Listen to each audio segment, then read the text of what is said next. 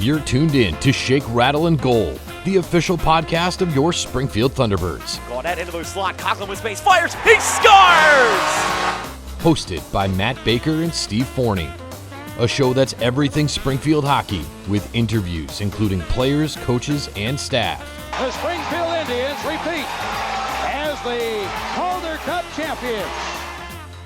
Listen to this podcast on all major streaming platforms and wherever you download podcasts. In his first year at the helm, Kevin McDonald and Drew Bannister have the Teamers in the Calder Cup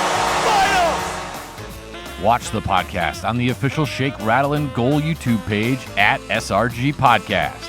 And now, here are your hosts, Matt Baker and Steve Forney.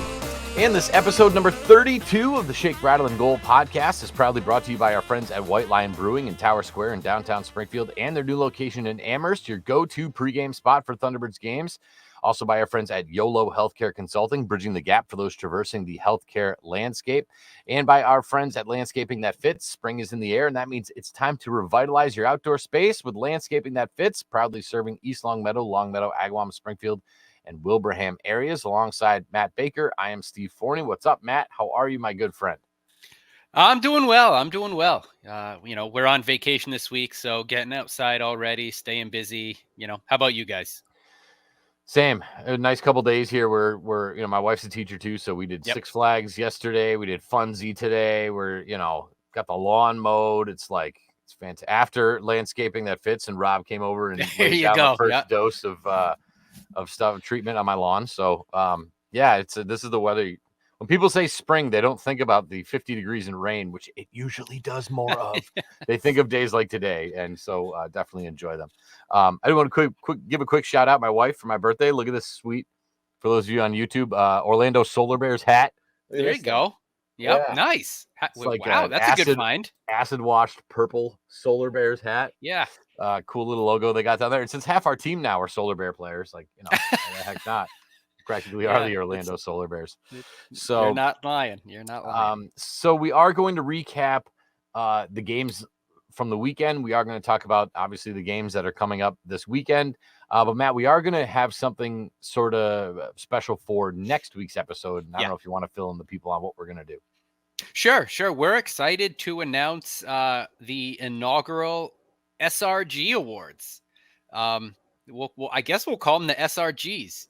The SAG Awards is taken, so we couldn't use that. We can't use that. So we're making up our own little SRGs. I'll be putting out some polls on our social media this week to give you, our listeners, an opportunity to kind of chime in on some. But here's kind of what we're thinking and something for you to look forward to. We will be giving out awards for the SRG MVP, the unsung hero, best defenseman, best forward, rookie of the year, best goalie, best in 4-1-3, which would be our community award, best fight, not necessarily best fighter, but I think best fight, best moment, and that's what we've got. Yeah. So we're really excited about that. There probably won't be much more to talk about after next week. So look forward to that. And like I said, I'll be putting out some polls on our social media. So stay tuned for that. Yeah. Hey, yeah. So definitely keep an eye on all things Instagram, Facebook, Twitter. We'll be kind of all over the place. I'm wondering if we have like a best Sam Bitten fight and then best everybody else fight. We could.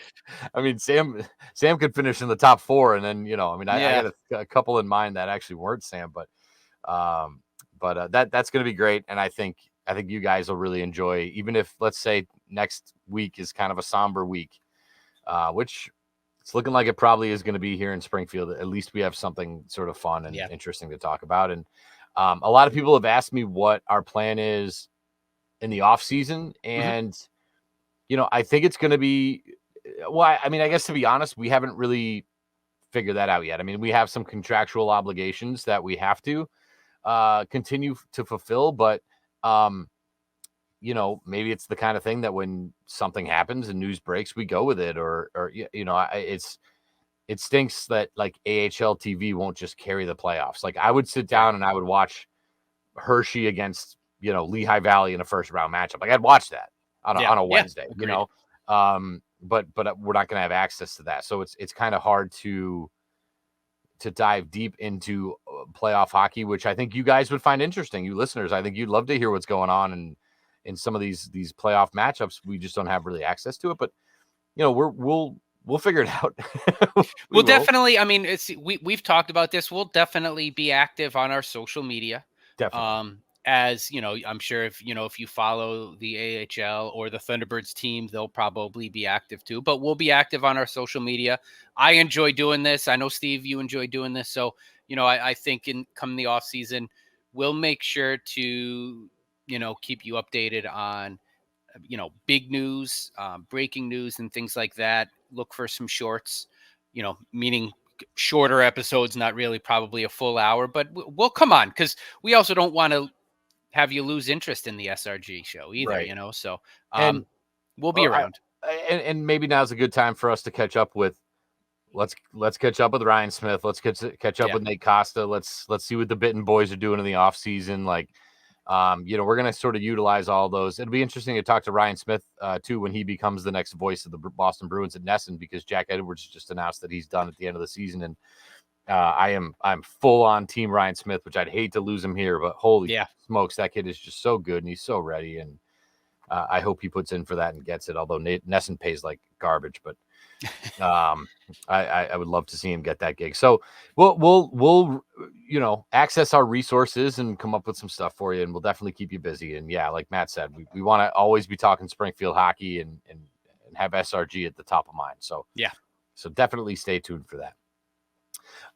So we are going to look ahead at what's going on this weekend. For those who haven't known yet, I will actually not be doing the last game of the season, which is annoying.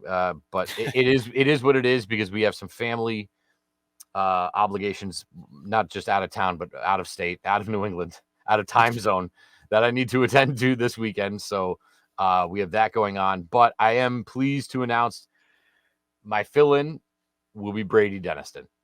Oh, that's fantastic. Good. So that's awesome. The kid who always wanted a shot and wants to steal my job will get his chance to steal my job in the season finale. And we weren't planning on going to that game. I might have to go to that game now and then just take notes. Yeah, razz him a little bit the way he gets you. Hey, Brady, don't forget Final Five. If he gets too good, definitely heckle him, because I want that job back. But no, tip of the hat, Brady. I'm pumped for you, man. Good luck, Brady. Good luck. That's awesome. Dude, good those 3 periods are going to go by like a flash. So make sure that you're taking time to enjoy the game and soak up the moment. And, I'll never forget my first. And I hope you really enjoy yourself. So tip of the hat to Brady, who I know. Yeah, he's just so pumped. That's great. We had he'll him do shadow. Great. He'll do wonderful. He will. He was sort of shadowing last weekend, and I think he's more than ready. Again, the hardest inside stuff, the hardest part's the reads. The goals and the penalties are easy. It's when you got to talk about, the Berkshire Heating and Air Conditioning coolest fan of the game, and you got to get that whole read in, and it's an icing, so it's a quick face off, so you got to get it in fast, and there's just different nuances to it. But I think he'll do great. I think he's really pumped for it. So we should see. He's already asking me for pronunciations for Hartford guys and stuff. So. Good luck. Some of them are tough. Yeah. So So we are gonna talk about those games real quick off the top. This is something you're gonna see a lot of, really, in the next week or so. Are guys that, regardless of where they sit in an AHL position, will get called up to the NHL, and we are seeing that currently with Dylan Coughlin, who, as today, recording Tuesday, just got called up to Carolina, and he'll be on their playoff roster. Yeah. And good for him. Extremely well deserved. I remember early in the season, I want to say, within the first month and a half of the season, he had gotten called up, and I said, "Oh no," I hope he wouldn't be a guy up and down, up and down, up and down. I'm grateful. I'm glad. I enjoyed watching him this year. I don't know what next year will bring as far as the Carolina affiliation with the AHL. I would expect something happening this offseason with the affiliations. But it was a pleasure to watch him. I wish him the best of luck. And, like I said, I have no idea what the future holds next year in the immediate future, but hopefully at some point in his career, he finds his way back to 4-1-3. That'd be great. Yeah. It was a blast to watch and I think good for the Thunderbirds. Yeah. It's really interesting. You kind of never get a one shot crack at seeing some guys in your lineup and on your roster. Yeah. And between Coughlin and Suzuki, it's just like, you didn't think you were going to get them and you got them and they're gone next year. So it's just like, it's like a drive by, real quick for these guys for 1 year. And, I don't know where they would be without Dylan Coughlin. Like there was a while there where he was a point per night and he was really, overtime goals, late game winning assists that were just right on point. I believe earlier in the season we had an empty net and he actually was in the goal stopping a puck as like a playing goalie. I mean, he kind of did it all. And I think we talked to Jamison Reese about it. I think he was really well embraced in the locker room. I think that a lot of these guys, I mean, let's face it, we'll get into it. We talked last week about these guys playing for pride. I can't remember a time I've seen such a tight-knit locker room. I mean, these guys are really, really passionate for each other as teammates. And that's all of them. I mean, that's ECHL call-ups and Blues send-downs and guys that aren't even a part of their affiliation. And I think that Coughlin was definitely a big part of that. Yeah, I would agree. I think, he was just always a calming, solidifying blue liner, a guy in the back end, if reminiscing going back to the beginning of the season, right? How does Loof and some of these young guys, how does it all fit together? And, I think Coughlin played a big role in the Leo Loof progression, his ability to make it through the season as a rookie. So, yeah, I mean, I'm repeating myself, but it's the truth. It was a pleasure to watch him play. I wish him the best. I have no idea what the future holds, but hopefully at some point we get to see him back in Springfield. But I'm glad you mentioned Loof because those two to me are the ones that I've seen show the least amount of emotion over the course of a season. And some people might think that's a bad thing. I don't. Never get too high, never get too low. You stay even Steven, and you just take every moment for what it is. And Coughlin seemed borderline emotionless to me, and so does Loof, other than that fight he had where he was getting the crowd fired up. I think they're very similar players in their style, in their personality. And I think that Leo Loof had an opportunity to play with a guy who's a little older, who sort of fits his mold. And those are the kind of things behind the scenes that I don't think we see, but that's something that I think that relationship probably is bigger than anything we really know about. So, well, with those two players, probably more than any other defensemen, I'm going through this in my brain now. I mean, I feel like they were just so even keeled, not just emotion. I agree with you, but skill wise too. I mean, nobody goes through a season without a bad game, or even a bad 2 games, right? But I don't remember seeing a Leo Loof rookie funk that lasted very long. Coughlin had a few spells where he didn't really get a goal in a while, so he had some goalless spells, but nonetheless, I mean, his play was always very consistent, and you had faith when they were in there, they'd be in the right spot, play the body when they need to, play the puck when they need to, finish check if they had to. So it doesn't surprise me that their games kind of paralleled this year. No, I totally agree. So I think Leo Loof, when you look at a guy who's a rookie and you worry about that rookie play and how you handle your rookie season, I think they were very veteran in the back end. And there was a lot of emotion on that back end. Joey Duzak's an emotional player. Skinner's an emotional player. Kalanick. That's what I'm thinking. Like and no knock on those guys, but you would have games Everybody's different. Yeah, you just Kalanick makes a few mistakes. He gets into a fight. You went through a game and you're like, wait, I didn't even see that guy. Skinner, same kind of thing a little bit. But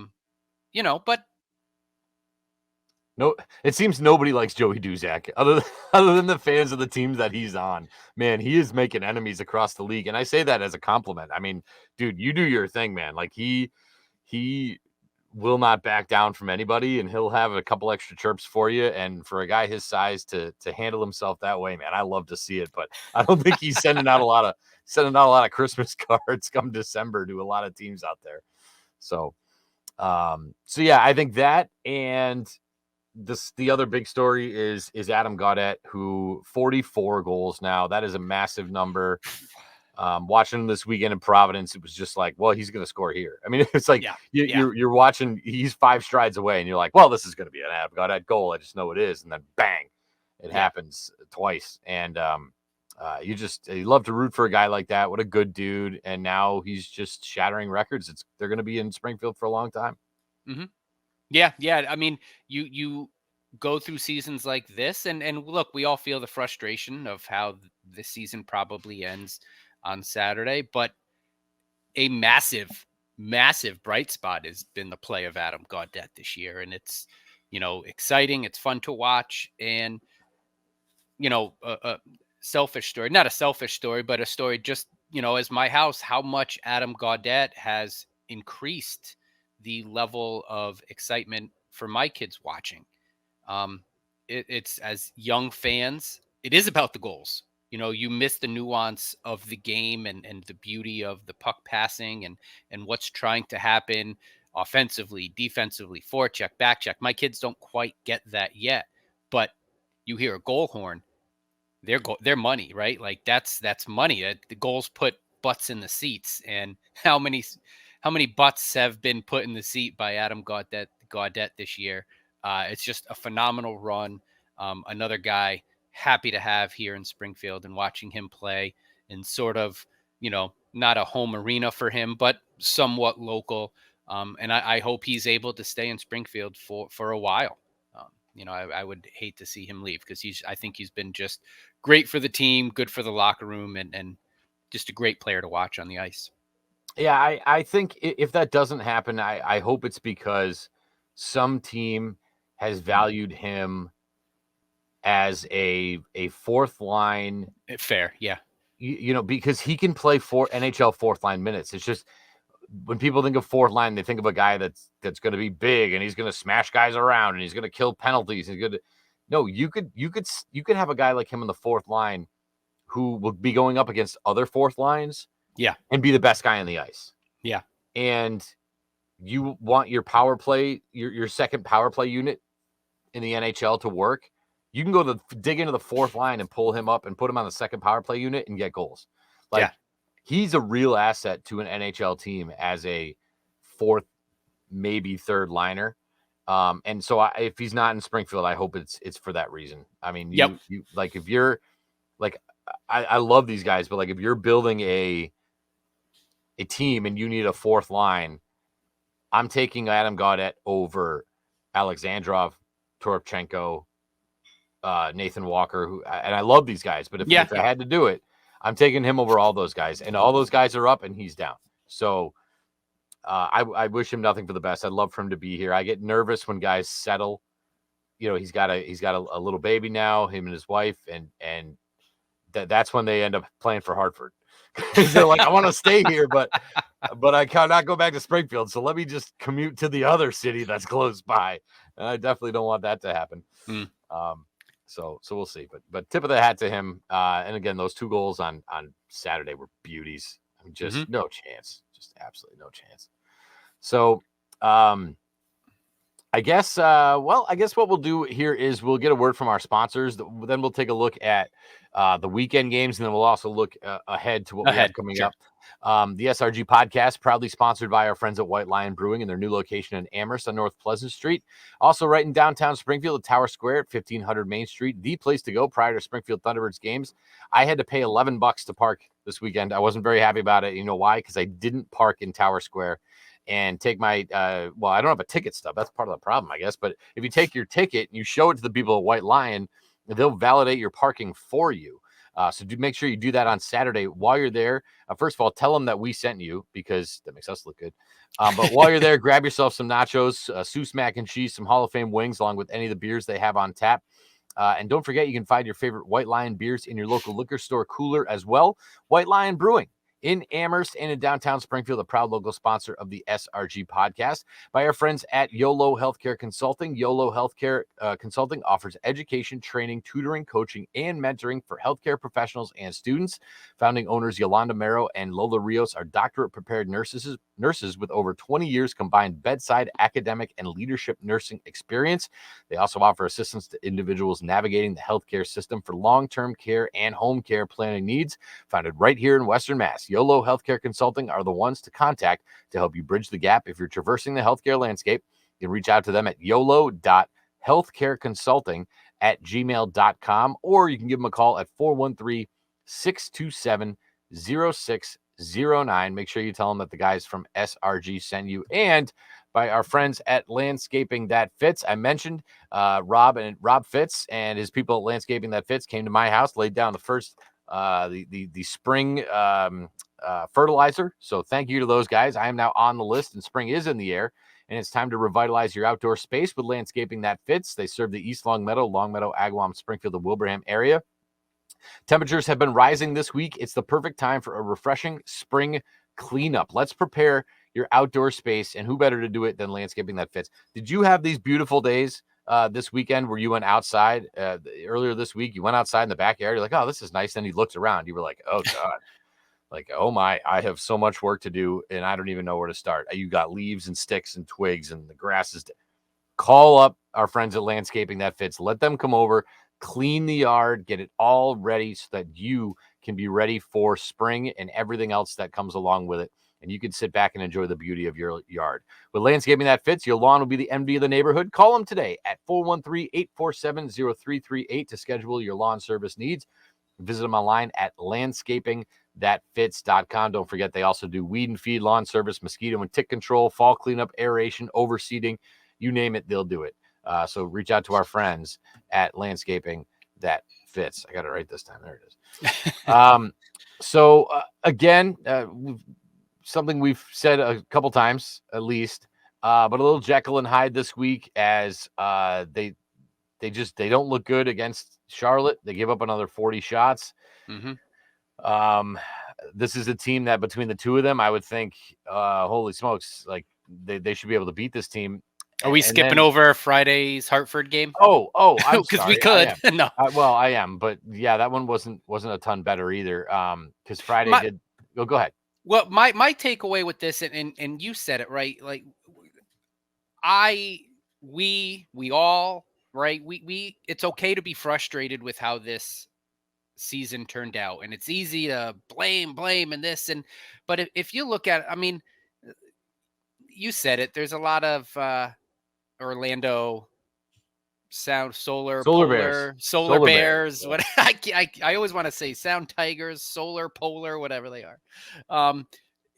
It's not the roster that you saw. I mean, you look at every line, you're mixed in with a ECHL guy or fourth line guy playing second line minutes kind of thing, right? But we know the pressure that they had this weekend. We know that it basically was, look, you got 5 games left. You got to win 5. And let's start in Hartford, a team who's also reeling. You go down early, 4 minutes in, you're down. Laffey gets it back late in the first period.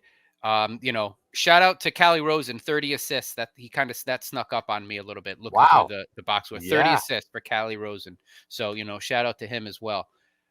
Second period, what a disaster. Talk about Dr. Jekyll and Hyde game where now you give again in a must win. Not only are you getting outshot 13-8 in the second period, but of those 13 shots, 3 get in, right? So now you're heading into the last 20 minutes and you're down 4-1. And Abramoff comes up with a big early goal 90 seconds later-ish. You got Adam Gaudette's first goal of the weekend. 27th assist for Joey Duzak, and Laffy also with the second helper there. I know it ended 5-3, empty netter for Louis Domingue. But the team had fight. And I think at this point now, the last period was a tough one to watch. Again, you've got those 2 goals within 90 seconds, and you're like, come on, boys, like one more. You need at least a point. One more. Get a point. And I think you texted me right at the end, like this was the epitome of their season, right? Like it just, of course, it's going to end this way. But I do like to look at try to stay as positive as possible. And yeah, it's frustrating how the season is probably going to end, but this wasn't ever a team that sort of just laid down. If they were going to, it would have been started third period on Friday. And they didn't. They came back, they fought, they're going for it. And to their credit, again, they still get outshot in the third, 11-8. Against Hartford, but the fight was there, and you look at Hunter Skinner's, no pun intended, but they were going for it. So I want to make sure to give them the credit that there's a lot, rightfully so, a lot of criticisms of this team. We've done our fair share of it, and I think again, understandably, rightfully so. But credit also, they didn't roll over. They didn't lay down. They didn't throw in the towel. They fought till the end. How do you feel about Skinner's instigator penalty on that fight?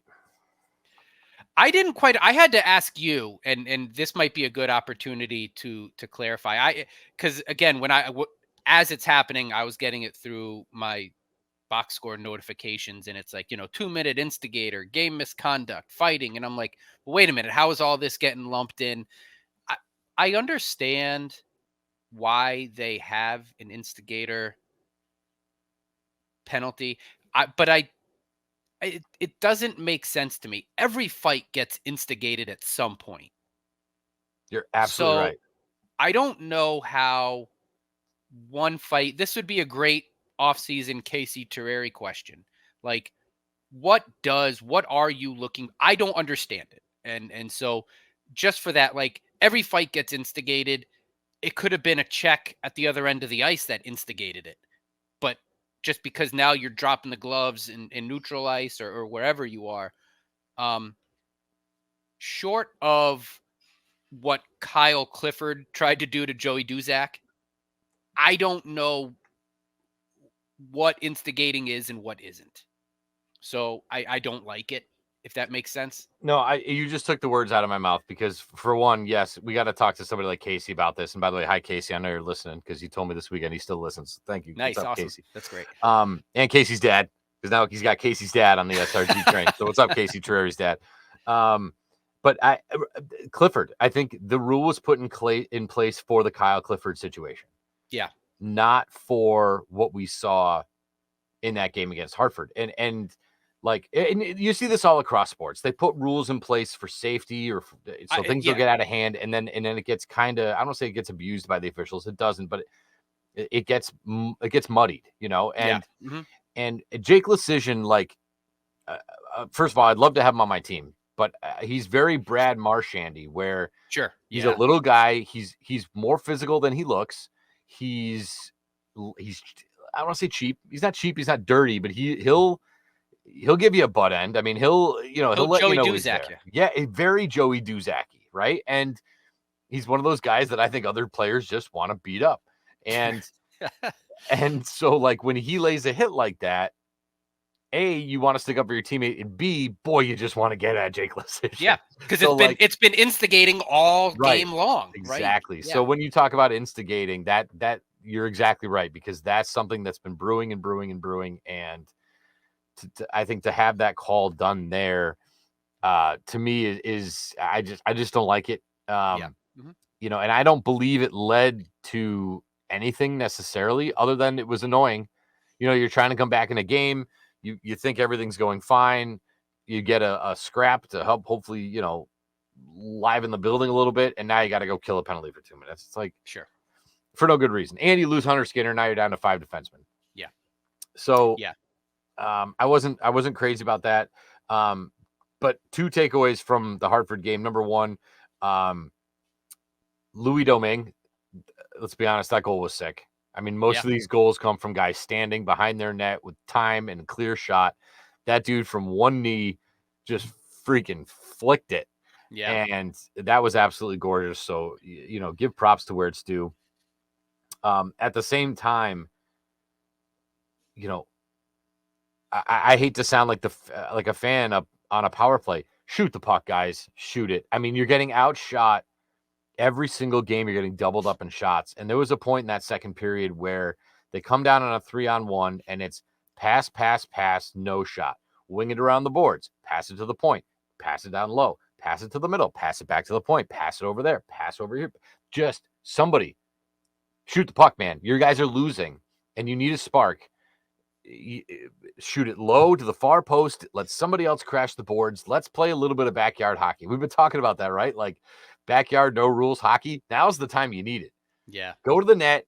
You go to the net. I'm going to shoot at low post. Look for a rebound. Let's get dirty. Let's get grimy. They've spent a lot of time this season trying to get the perfect shot from the perfect spot and the perfect angle. And again, I'm not even talking about those power plays where everyone yells, shoot. Yeah. These are just regular game plays to where, puck possession is good, but man, oh man, just an old fashioned rip from the top of the circle with another guy crashing the far post. Like, man, like just freaking shoot it, man. So I found myself doing a lot of that during that game, yelling shoot at my TV, much to the chagrin of my entire family. But it is what it is. I mean, that's, how many times do you see one team possess the puck and possess it and possess it and possess it, and then the other team gets it and it's, flick of the wrist, boom, they score and you're on the outside looking in. So, so that was a bit of a backbreaker for the weekend, the loss to Hartford. But as you said, Matt, they didn't give up. And I felt that way even watching Charlotte, even seeing the score. At no point during this game did I think, well, this team's rolled over and quit. Yeah. I didn't get that feeling at all in that building. Yeah. Yeah. We're on to now. Yeah, we'll talk about Charlotte. Game. Sure. That was my transition. So, I mean, it's the same thing. It's the story of the season. 19 shots in the first period is not, and you're down 2-1. But I don't know. I don't understand why we're looking at 40, a 40 spot sitting there after every game on the shots. That to me, I don't know. And I don't have the answer. I don't know if they just, if they spend too much energy just sort of chasing, if defensively they're not funneling things to the outside, or are they packing it in too much? I don't know what it is. If it's the forwards that just aren't dropping down to back check, I don't know. But the energy is there at this point now. Like, I think it's fair to say probably Saturday, again, you needed points in these last final games. So now you're going into Saturday thinking, all right, well, we just lost. All right, it's done. You got, Brandon Guy. Shout out to him with his first goal. Or I'm sorry, not Ryan Smith. The player, Ryan Smith. The broadcaster. Yes. Yeah. The player, Ryan Smith, with his first goal. So congratulations to him. You got these young guys up. They're not rolling over. They're not giving up. They're playing how they played all year long, which is give up a lot of shots, hope for good goaltending from Zarenko or Ellis, and see if they can get a breakaway or catch a break one way or another. Didn't work out Saturday either. Yeah, I think, I don't want to keep bringing it up, but all of these new guys that we've been talking about that have been in the lineup, it's forwards. I mean, Mitchell Holscher, Ryan Smith, Braden Guy, even bringing Suzuki into the fold, and these are all forwards, and consistently giving up all of these shots and heavy goals on a night-to-night basis. It's been it's been Loof and Duzak and Coughlin and Hunter Skinner and Kalinuk. Like, it's been the same group and the same things keep happening. And I don't mean to put it all. I don't really want to put a lot on the forwards, because when you see some of these goals, it's like, well, why was that guy so wide open? Or why were two of you out of position? Or why, one guy's got the puck and both guys go, because there's no communication. Like, I feel like communication was really the biggest issue. And, sometimes that starts with the goaltending. I mean, the goalie is the one back there to boss everybody around. Maybe there's a mix of communication there, but to me, it's been this lack of communication amongst the defensemen. I have a few thoughts on that. We talked about this at the beginning of the year, how different goaltenders like the puck played differently, how they position themselves. And the few players that we've talked to about that have all downplayed it. I wonder if that was just sort of towing the corporate line. I have no idea here. I've listened to NHL goaltenders, Jonathan Quick specifically, kid I went to high school with. So I was going back and listening to his interviews last year when he got traded to Vegas. And he said, hey, I'm ready to play just as soon as I can learn how we play here and how that fits into my style of play. And I'm like, goalies do. They play the puck differently off the boards. They want their defensemen playing differently. So I do wonder if that has something to do with it there. But, going up and down this roster, we've talked about this too. There isn't anyone that I'm picking out saying, yeah, get this guy, thanks, but no thanks. From top to bottom, all of these guys, I feel like, like I would want them back next year. And right, the definition of insanity is like doing the same thing, expecting different results. But I would take these guys back next year. In a vacuum, I think they're all bring something to the table. I do tend to feel like it's a bit of just team philosophy or coaching. Structure. Yeah, right, structure. Yeah. How they want to play the game. Does that not suit how these players play? That's where I'm out of my pay grade here, right? As far as my level of expertise, which isn't any, when it comes to hockey. That's kind of my take on it. I don't think it's a lack of skill. Again, I'll take Callie Rosen on the team next year. I'll take Kalinuk on the team. I'll take Skinner on the team. What they bring to the table individually, it's all good. I'll take these guys next year. But whether it's the team philosophy, structure, how they want their forwards pinching defensively, I'm not in coaching meetings. I'm out, like I said, I'm out of my pay grade there, but I feel like that's sort of where the issues are. Is it rotating every game? You got a new goaltender. I wonder if that, I think there's something to that. And then I just wonder if it's just team philosophy, structure, like you're saying.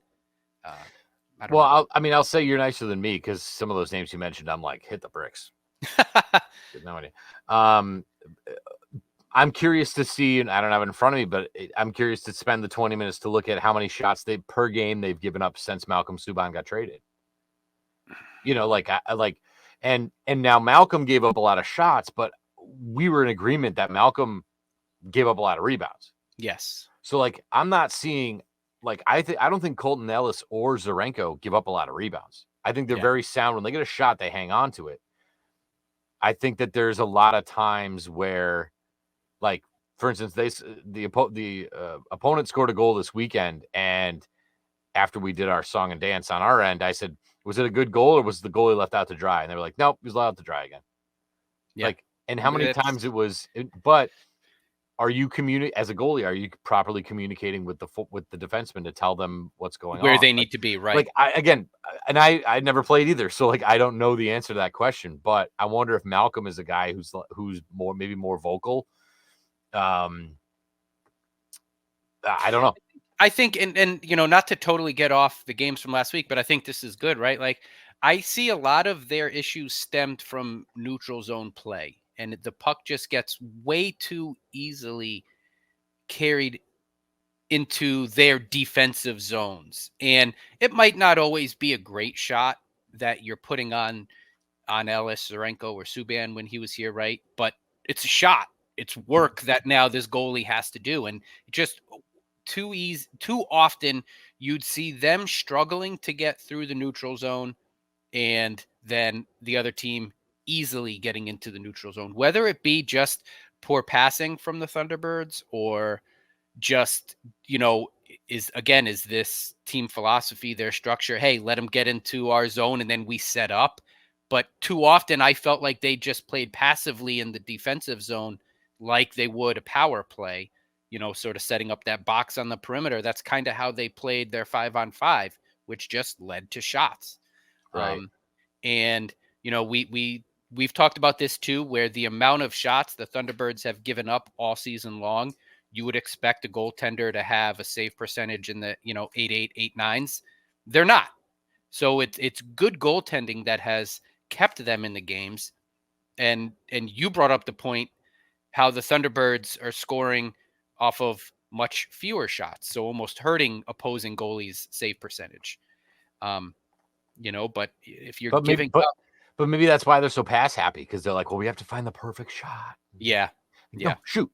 Yeah. Sorry, but anyway, continue. No, that was it. I mean, it's just it's like I've said it a lot. It's not a surprise to anybody. It shouldn't be a surprise to any coaches. Man, we give up a lot of shots tonight. That again, if you're just noticing that now, it's a problem. Well, yeah, it reminds me of the old Patriots defense philosophy, which was bend but don't break, which is sure. We'll give you 75 yards, but we're not giving you a touchdown. You got to beat us by kicking field goals. Yeah, and it's a different. It doesn't work that way in hockey, but like the premise is similar to where like, okay, well, just don't give up any shots from high danger areas and sure. high traffic areas, and it's like, well, that's fine, but you also have to make the save, and then you got to get the puck the heck out of there. Yeah, and it's that second thing. It's the find the loose puck. Goalie makes a save. Find the loose puck. Don't just ice it. Find a teammate. Run a breakout. They got everybody in playing offense. Cool. In 2 passes, we should have a 3-on-2 going the other way. Yeah. And I think that the transition offense from defense, that was what I think they were trying to get at. And I don't think there was a lot of that because they couldn't do the first thing, which was get the puck in their own zone and kick it up. So, wow. For 2 guys who have never played hockey, we certainly sound like we know what we're talking about. I mean, whether or not we're right. I've driving Jill nuts. I've watched so much hockey, and like I'll wait until intermissions and just I study, the guys on PK Subban, Bissonnette. I'll listen to these guys talk and how they break down, and now I'm starting to watch hockey from a different lens as well. Yep. But I enjoy it. That's why I enjoy doing the show with you. Yeah. But people ask me, what do you do when you get home from a Thunderbirds game? I go, put on the NHL Network. Yeah. Yes. Yeah. Sorry. Yeah. It doesn't make my wife too happy, but I know. Yeah. I know. So I don't know. You want to get to the good game? There was one. Yeah. Good game The great game, right? The game against the team probably, I think we both are very high on the Providence Bruins as far as, what they can do in the Calder Cup playoff. Again, this team, the Jekyll and Hyde, you're down 0-2. Again, put the whole weekend in perspective. By this game Sunday, Thunderbirds, the fans, we know what the outcome of the season is by now on Sunday. And you go down 2-0 to a depleted Providence roster, right? Yeah. They're not depleted in like injuries, but just as far as who they were given rest to, who's playing, who isn't playing. They had a few guys out. And a couple call-ups, yeah. So, I mean, you give up the goal to Patrick Brown in 46 seconds. Jackson Nelson gets his first goal of the season, 9 minutes later. You're down 0-2. But in T-Bird fashion, there's fight, there's no give up, there's no quit on this team. And it takes you over halfway into the second period to get your first goal from Drew Callen. and then a power play goal by Adam Gaudette about 2 minutes later. And then you go into the third period and 44 from Adam Gaudette, and Washi lights the lamp on an empty netter. This was a T-Bird game. It's how the T-Birds end their season, being the hot and cold and not giving up. It's the grit of this team. It's not the outcome of the season I expected, but the grit of this team, I'm proud of them for that. And it's a good thing. You can't win them all. But And again, the rare outshooting the opponent. They outshot them 38-34. I think they sort of dominated the second period. Those back-to-back goals, really, I think the building was really electric during this game. And Casey Terreri, who refed it, got his ref you suck chant, which I know he was really looking forward to. So he did get his chant, but I see it on I see it on social media even too. Like Thunderbirds had their team picture and Adam Gaudette shows up dressed like is this guy like a YouTuber? He shows up with I don't know if you saw this. He's got these like big glasses on, and he's like in the headphones. He's like, "Hey, what's up, buddy?" And I'm so old. I'm like, I don't even get this reference. Like, I have no idea what this is. I didn't know it either. I was either. I think he's some YouTube star. Like, I don't get it, but lighthearted. Like the guy who's got 42 goals is sitting here being the jokester, and I love these microphone interviews that they do on Facebook and Instagram. Team picture day. It's like, which guy's going to take the longest to do team pictures? And every answer was great. Like, they're all like funny and lighthearted and goofy. And, these guys could be like, get that thing out of my face. I'm not doing this right now. Like, but they don't. They all get involved. They're picking on the goalie coach. Like, that's a team that I just think I'm like you said, I'm proud of how they operate as a whole. And the results haven't been there, but the locker room, the way they've been in the community, the way they've rallied around each other, the way that they've dealt with adversity, I find it really, really impressive for a team who's in the spot that they're in and have been in the spot. Like losing Malcolm Subban, what that does to a room, losing your head coach, what that does to a room. And from what I gather and what I've heard, there are some players that aren't really thrilled with the way that the coaching strategies have been handled since Drew Bannister left, and they just keep playing, man. Like, they just keep firing away. They're not like kicking the can. And again, we mentioned Jacob Vrana. Like, he showed up Saturday, man. He showed up to play. Like, and I think that really goes a long way. I think that culture, when the off season comes and new guys are looking like I expect a big off season is from Springfield if St. Louis allows it, because I think there is a culture here of success, camaraderie, winning outside of what has happened here in this season.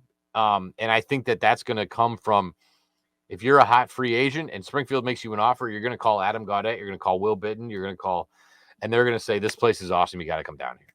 They're going to call Callie Rosen, they're going to call Dylan Coughlin, they're going to say this culture, this room, this locker room, this fan base, 13 consecutive sellouts from you, the Thunderbirds fans.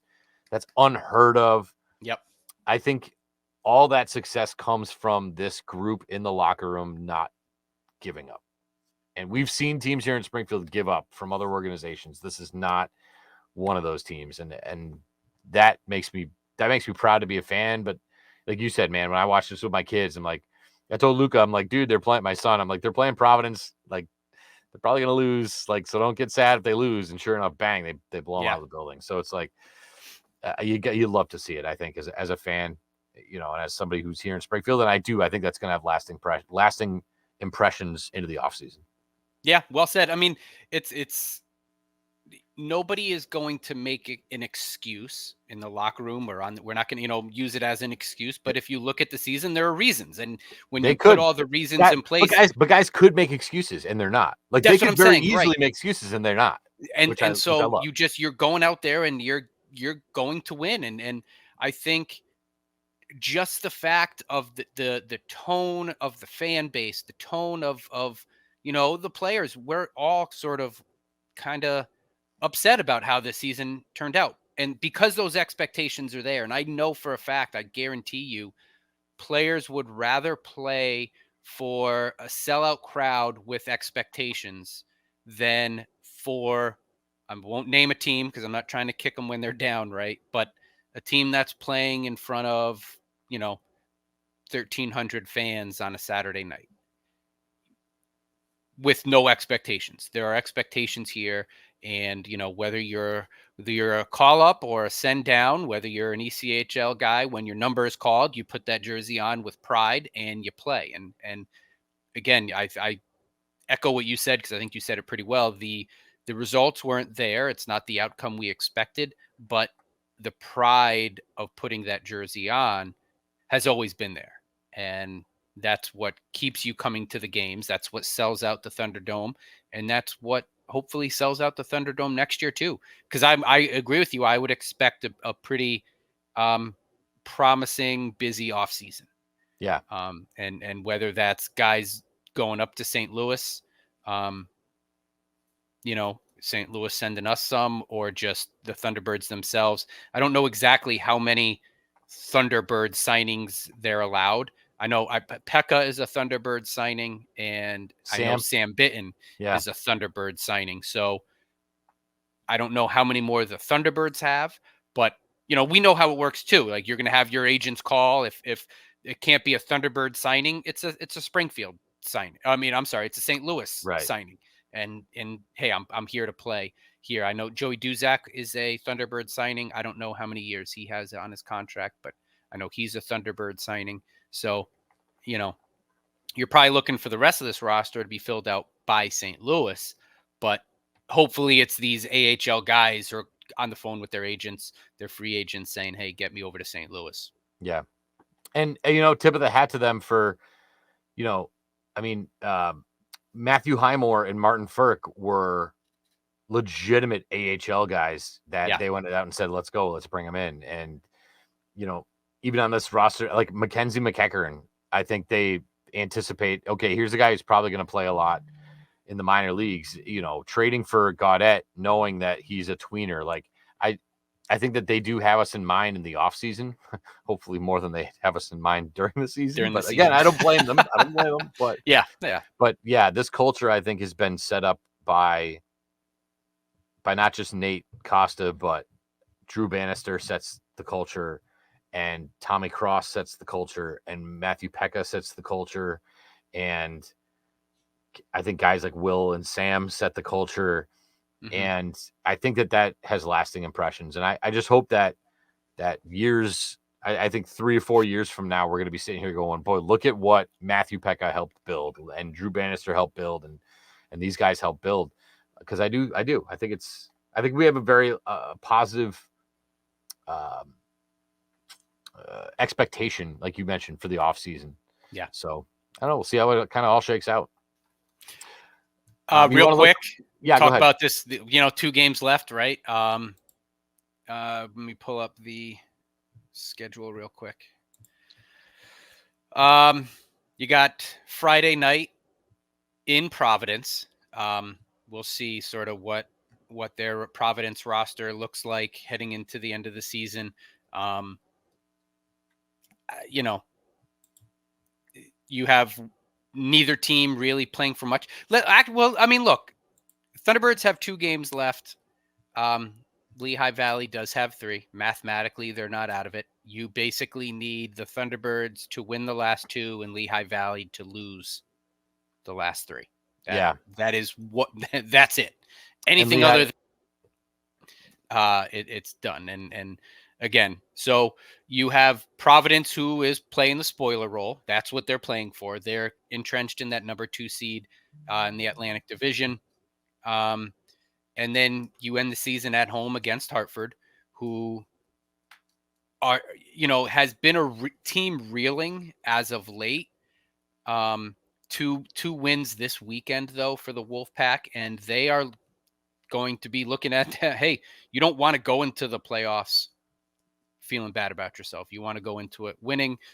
I would anticipate this to be the last tough 2-game stretch here for the Thunderbird, albeit the last 2 games. But what I'm getting at, I don't think Providence is going to roll over, and Hartford certainly isn't going to roll over. Right. So No, Springfield better bring it. both teams need a lot of momentum heading into their Yeah. playoff series, and so I think facing a team like Springfield, they go, all right, well, let's put 6 up on this team and really put them to sleep, kind of be Right. done with it, and so and we'll see. I don't think Springfield's going to fall asleep. I don't either. At all. I think they'll fight to the end. I would anticipate. I mean, everything they have, it has to be on Friday in Providence. They haven't fared well in Providence this year at all. Nope. But what better time than now? Yeah, I mean, you'll have probably Zarenko in goal. Friday, I would expect Ellis in goal. Saturday, yeah, sure. Let's get 2 wins, end the season on a high note, and let Lehigh Valley do what Lehigh Valley does. All they need is a point to mathematically clinch it. So, for the record, the season high. Yeah, they are. Lehigh Valley's at Bridgeport Friday, home against Wilkes-Barre, and then home against Charlotte. So, I mean, that's Charlotte's that's the end of their 5-game road trip. Wilkes-Barre's kind of got nothing to play for, and Bridgeport just wants to beat the hell out of anybody that they play against. So, you never know. And it's a 3-3, so you never know. I wouldn't get your hopes too high. There are listeners out there hoping for the best case scenario. It is slim, but it is possible. So who knows? We could be having a wild conversation at episode number 33, which I would be A-okay with. So that's kind of how it looks down the stretch. So, before we get out of here, we do want to say one more time, the SRG podcast proudly brought to you by our friends at White Lion Brewing in Tower Square in downtown Springfield and now in Amherst. YOLO Healthcare Consulting, bridging the gap for those traversing the healthcare landscape, and by our friends at Landscaping That Fits, proudly serving East Longmeadow, Agawam, Springfield, and Wilbraham. I mean, it's got another solid hour in just on losing 2 out of 3 and almost being eliminated out of the playoffs. We're still able to fill it. So, thanks to everybody who's listening. I know Katrina's listening. What's up? I know the Bittens are listening. What's up, fellas? Casey Terreri. We're doing it, Matt.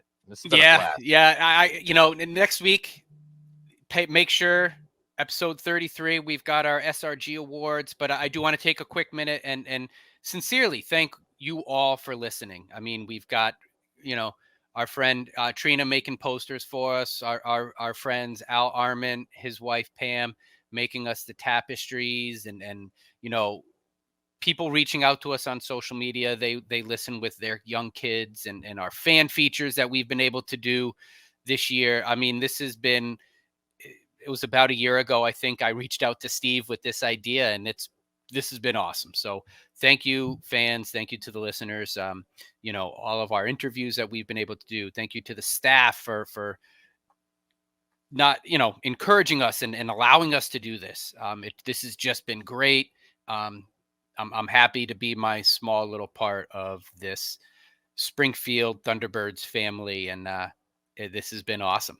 So we've got 2 games left, and let's go, T-Birds. Let's go.